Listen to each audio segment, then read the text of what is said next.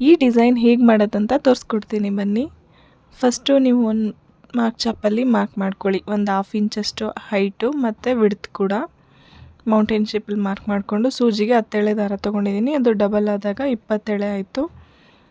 ಮತ್ತು ಸೆಂಟರ್ಗೆ ತೊಗೊಂಡು ಕೆಳಗಡೆಯಿಂದ ಹೀಗೆ ಇಟ್ಕೋತಾ ಇದ್ದೀನಿ. ಮತ್ತು ಅದರಿಂದ ಸ್ವಲ್ಪ ಕೆಳಗಡೆ ತೊಗೊಂಡಿದ್ದೀನಿ. ಕೆಳಗಡೆ 2 ಬೆರಳನ್ನ ಬ್ಯಾಲೆನ್ಸ್ ಮಾಡ್ಕೋತಾ ಇದ್ದೀನಿ, ಅದು ದಾರ ಸುತ್ಕೊಳ್ಳೋಕ್ಕೆ ಕೆಳಗಿಂದ ಮೇಲೆ ತೊಗೊಳೋದಕ್ಕೆ. ಅದರಿಂದ ಸ್ವಲ್ಪ ಲೆಫ್ಟ್ ಸೈಡಿಗೆ ಡೌನ್ ಮಾಡ್ಕೊಂಡಿದ್ದೀನಿ. ಹಾಗೆ ಡೌನ್ವರ್ಡ್ಸಲ್ಲಿ ಸ್ವಲ್ಪ ಸ್ವಲ್ಪ ಸೈಡಿಗೆ ತೊಗೊಂಡು ಬರಬೇಕು ನೀಡಲ್ನ. ಒಂದ್ರ ಮೇಲೆ ಒಂದು ಓವರ್ಲ್ಯಾಪ್ ಆಗಬಾರ್ದು, ಒಂದಕ್ಕಿಂತ ಸ್ವಲ್ಪ ಕೆಳಗೆ ಬರಬೇಕು ನೆಕ್ಸ್ಟ್ ಟೈಮ್ ಚುಚ್ಚೋದು.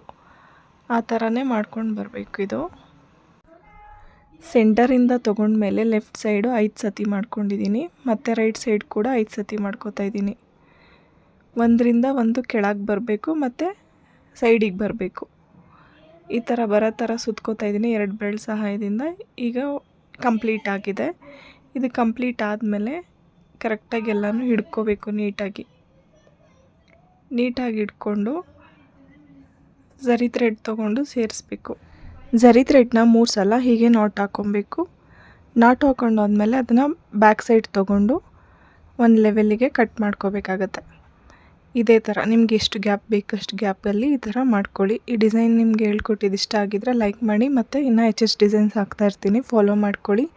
ಟ್ಯಾಸಲ್ ಕ್ಲಾಸಸ್ ಮಾಡ್ತಾಯಿದ್ದೀನಿ, ಸೆಕೆಂಡ್ ಬ್ಯಾಚ್ ರಿಜಿಸ್ಟ್ರೇಷನ್ಸ್ ಓಪನ್ ಆಗಿದೆ. ಯಾರಿಗೆಲ್ಲ ಇಂಟ್ರೆಸ್ಟ್ ಇದೆ DM or ವಾಟ್ಸಪ್ ಮಾಡಿ. Thank you.